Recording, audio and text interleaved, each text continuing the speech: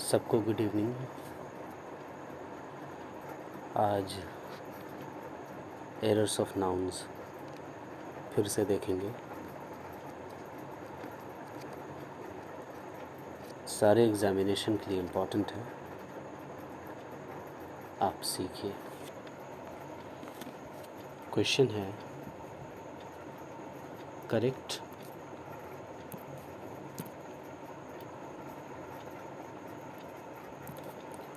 The following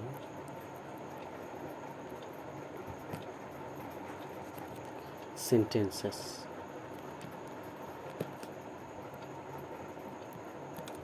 माफ़ कीजिएगा, जगह थोड़ी कम है। Question number first, give me 10 spices। Give me 10 spices। Error Pisces में है, क्योंकि पाइस वर्ड खुद में प्लूरल है, इसका अननेसेसरीली प्लूरल पाइसेस बनाना सही नहीं है। इसलिए हमें लिखना चाहिए गिव मी 10 पाइस। ये सेंटेंस रॉन्ग है, ये सेंटेंस करेक्ट है। 10 एक एडजेक्टिव है और एडजेक्टिव के बाद नाउन आता है। पाइस वर्ड यहाँ पर नाउन है और ये प्लूरल में लिखा हुआ है, ये ध्यान रखिएगा। आइए क्वेश्चन नंबर नेक्स्ट देखते हैं। The magistrate, question number second, the magistrate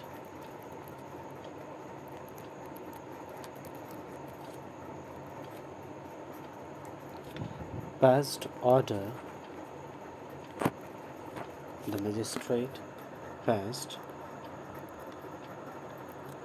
order of his release। Okay, इस सेंटेंस में क्या एरर है? इसमें एरर है ऑर्डर वर्ड में, क्योंकि मजिस्ट्रेट ने आदेश जारी किया है किसी की छुट्टी के लिए, चाहे वो क्रिमिनल हो या कोई भी ऐसा इंसान जो क्रिमिनल एक्ट में शामिल हो। तो कानून से संबंधित जब आदेश की हम बात कर रहे हैं तो ऑर्डर नहीं लिखते हैं, ऑर्डर्स लिखते हैं, ऑर्डर्स एस लगाकर, क्योंकि ऑर्डर की मीनिंग होती है अरेंजमेंट, कोई सीक्वेंस। तो यहाँ हम अरेंजमेंट की बात नहीं कर रहे बल्कि आदेश की बात कर रहे हैं, परमिशन की बात कर रहे हैं। तो हमारा आंसर होना चाहिए the magistrate passed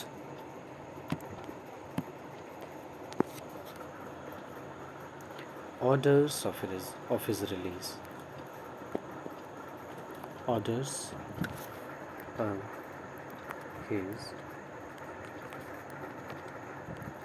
release।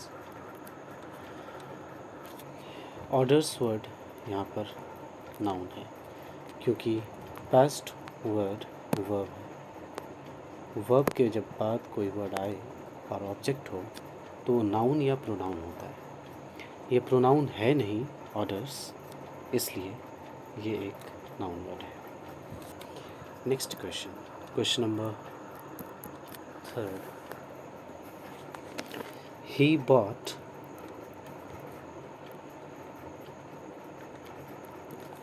Some stationeries. Stationeries, इस सेंटेंस में एरर स्टेशनरीज वर्ड में है, क्योंकि स्टेशनरीज वर्ड एग्जिस्ट नहीं करता है। आप किसी भी ग्रामर की बुक में, आप किसी भी डिक्शनरी में देखेंगे तो आपको स्टेशनरीज़ नहीं मिलेगा। स्टेशनरी की मीनिंग होती है पढ़ाई लिखाई से संबंधित सामान, आर्टिकल्स और things related to studies, okay, like pencil, sharpener, notebook, book, scale, pen, etcetera. और स्टेशनरी वर्ड हमेशा सिंगुलर में लिखा जाता है। एक चीज़ आप गौर करें, मैंने इन के बाद ए लिखा है यहाँ पर, ए। ये भी स्टेशनरी वर्ड है और एक दूसरा मैं लिख रहा हूँ अभी, क्योंकि आपको दोनों में ही अंतर मुझे दिखाना है, तो आप इसे समझने की कोशिश करें। आप गौर करें, इसमें मैंने ई लिखा है और यहाँ हमने ए लिखा है। ये वर्ड तो होगा ही नहीं, ये वर्ड ई के साथ होगा लेकिन प्लूरल में नहीं होगा। अब गौर करें आप करेक्ट आंसर को सबसे पहले, फिर समझते हैं। He bought some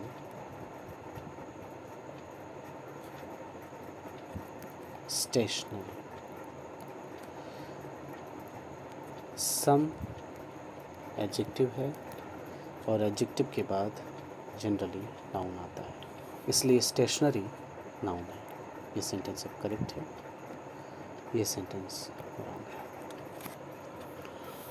गौर करें, स्टेशनरी जिसमें ए लिखा होता है, एन के बाद अगर ए वाला आ जाए स्टेशनरी, तो इसकी मीनिंग होती है फिक्स्ड। जैसे स्टेशन, स्टेशन एक फिक्स्ड जगह है, स्टेशन की मीनिंग ही होती है फिक्सेशन। उसी तरह स्टेशनरी की मीनिंग होगी fixed. Done.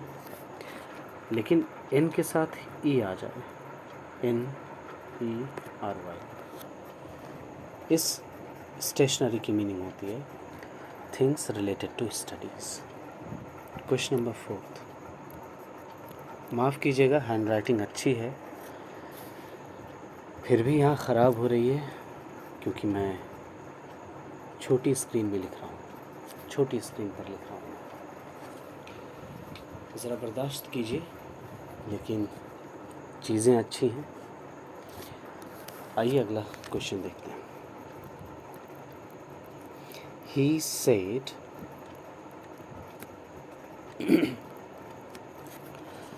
riches has wings. Riches has, I'm so sorry, question mark बिल्कुल भी नहीं होगा। ओके, इस सेंटेंस में क्या एरर है? एरर हैज़ में है, क्योंकि रिचेस एक नाउन है और ये नाउन एक प्लूरल नाउन है, तो प्लूरल को हम हैज़ नहीं लगाते बल्कि हैव लगाते हैं, इसलिए इसका आंसर सही होना चाहिए। He said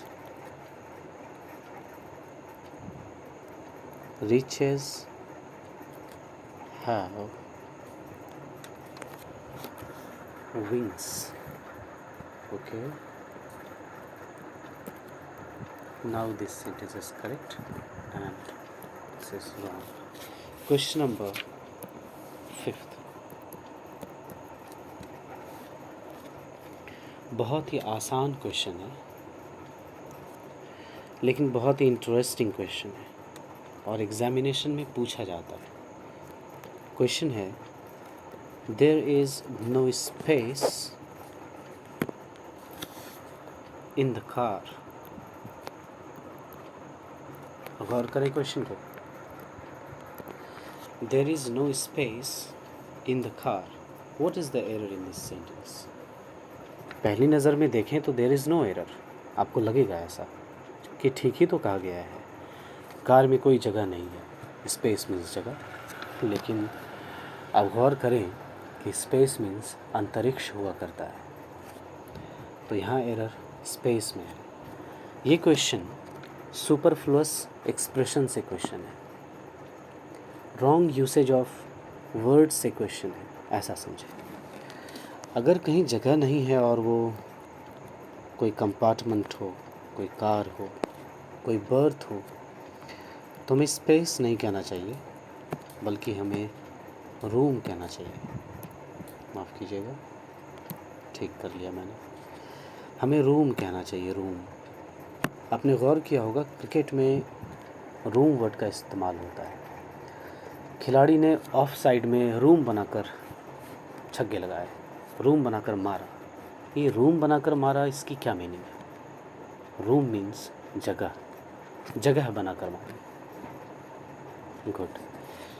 तो ये स्टैंडर्ड वर्ड है, ये करेक्ट एक्सप्रेशन है। There is no room on this bench, there is no room in this compartment, there is no room in this room. खैर, there is no room in the car. This sentence is correct, this is wrong. Okay, question number 6.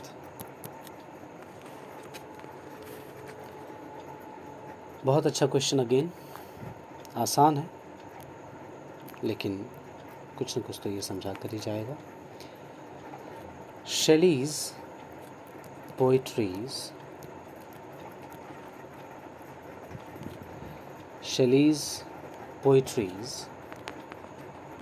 are great. What is the error in this sentence? Here is the error. Poetries word correct नहीं है। Poetries word होता ही नहीं, ये exist ही नहीं करता है, इसलिए ये sentence wrong है, क्योंकि ये word wrong है। Good.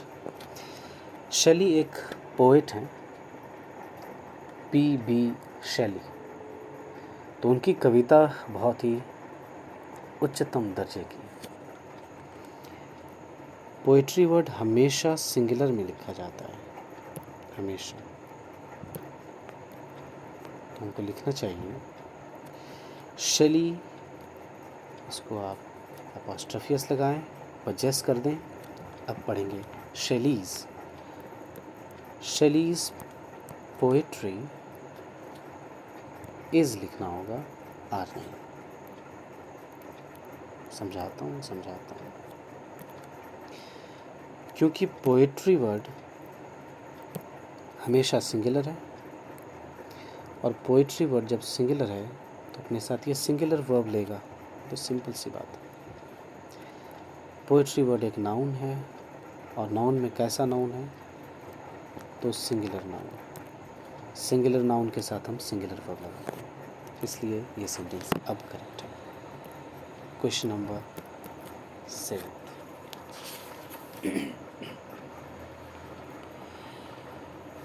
अगेन बहुत ही अच्छा क्वेश्चन, ये बहुत लोगों ने बताया भी है आपको, फिर भी मैं आज आपको बताता हूँ, क्योंकि हो सकता है समझाने के तरीके में कुछ अंतर हो।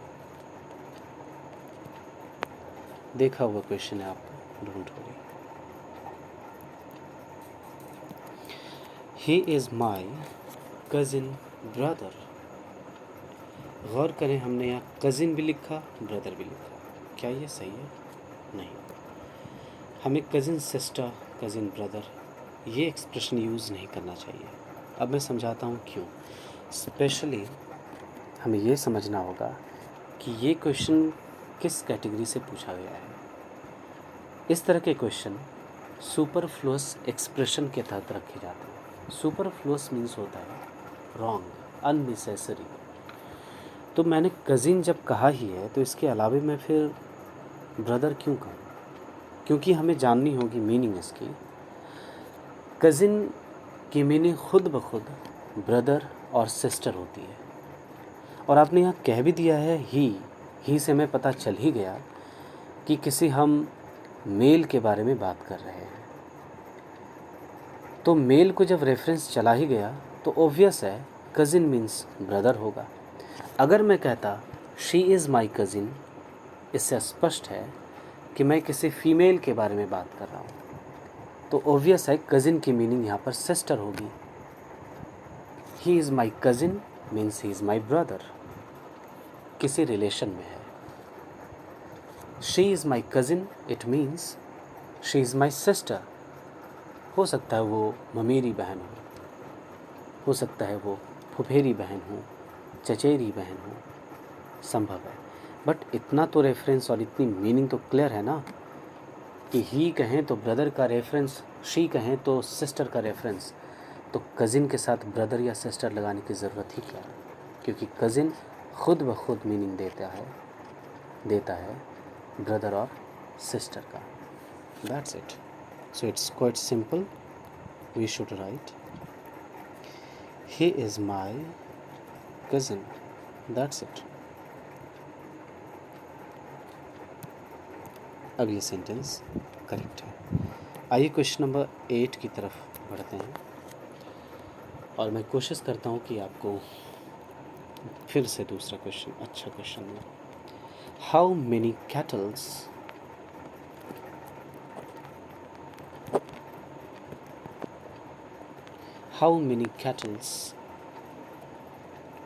you have, कि तुम्हारे पास कितने जानवर हैं। देखिए यहाँ पर कैटल्स लिख दिया गया है, जो कि गलत है, क्योंकि कैटल वर्ड खुद में प्लूरल है। इसको ज़बरदस्ती दोबारा कैटल्स लिखकर प्लूरल नहीं बनाना चाहिए। तो नाउन में हम एक रूल पढ़ते हैं कि there are some nouns that are always used in plural, कि कुछ ऐसे नाउन्स होते हैं जो हमेशा प्लूरल में ही यूज़ होते हैं। किस सेंस में? कि सिंगुलर दिखने में लगेंगे आपको लेकिन प्लूरल होंगे वो। तो और मैं ठीक से अगर इसे समझाऊं तो इसके लिए एक्यूरेट रूल होना चाहिए कि there are some nouns that are singular in looking but plural in function, plural in use. Okay, कि दिखने में सिंगुलर लगेंगे आपको लेकिन इस्तेमाल में प्लूरल होते हैं। अब गौर से देखिए कैटल को, कैटल दिखने में सिंगुलर लग रहा है क्योंकि कोई भी एस या ई एस नहीं लगा है, तो इसकी शक्ल सिंगुलर जैसी है बट इसका फंक्शन प्लूरल जैसा है, इसका काम प्लूरल जैसा है, इसकी मीनिंग प्लूरल मीनिंग है। इसीलिए तो हम मेनी का इस्तेमाल कर रहे हैं। गौर किया आपने? मेनी एक एडजेक्टिव है और मेनी जैसे एडजेक्टिव के बाद हम एक प्लूरल नाउन लिखा करते हैं, ये रूल है। और मैं कह रहा हूँ कि how many cattle you have, ये सही है। अगर मैं ऐसा कह रहा हूँ तो इसकी मीनिंग है कि मेनी के बाद अगर कैटल यूज़ हुआ है तो जाहिर सी बात है कैटल एक प्लूरल नाउन होगा। और हाँ, ये एक प्लूरल नाउन है। ओके, आइए क्वेश्चन नंबर 9 की तरफ हम बढ़ते हैं। अच्छा क्वेश्चन है, ध्यान दीजिएगा। Question number 9, cities after cities, cities after cities were destroyed, cities after cities were destroyed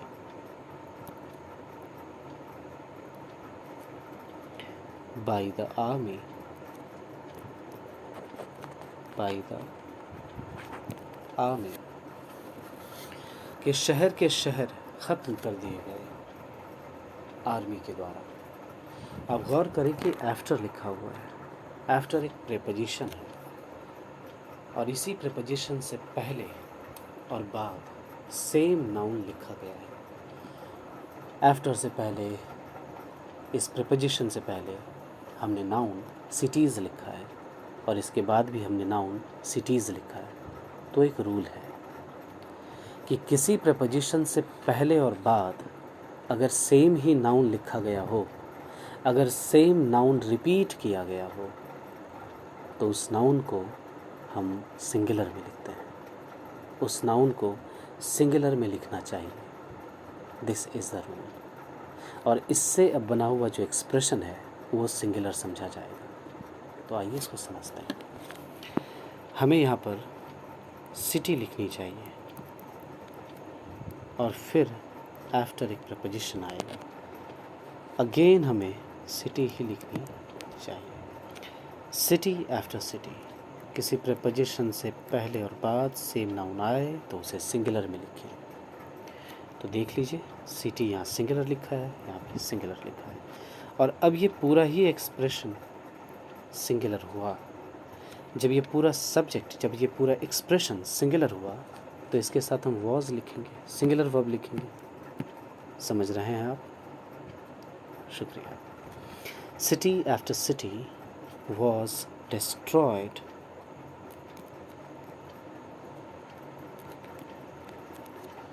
by the army. This sentence is correct. This is question number 10th, and it is the last question of this session. Who owns these poultries? Who owns these poultries? Spelling है POULTRIES। Error इसी में है क्योंकि पोल्ट्रीज़ word correct नहीं है, पोल्ट्रीज़ नहीं लिखना चाहिए। ये वर्ड एग्जिस्ट ही नहीं करता है। This is wrong. देख लेते हैं क्या कहना चाहिए। हु ओन्स, ये क्या हो गया? Who owns these poultry, POULTRY। I'm so sorry, word ही हमने गलत लिख दिया, एल और टी को पलट दिया। Okay, POULTRY, poultry. ये वर्ड भी कैटल जैसा है, दिखने में सिंगुलर, इस्तेमाल में प्लूरल।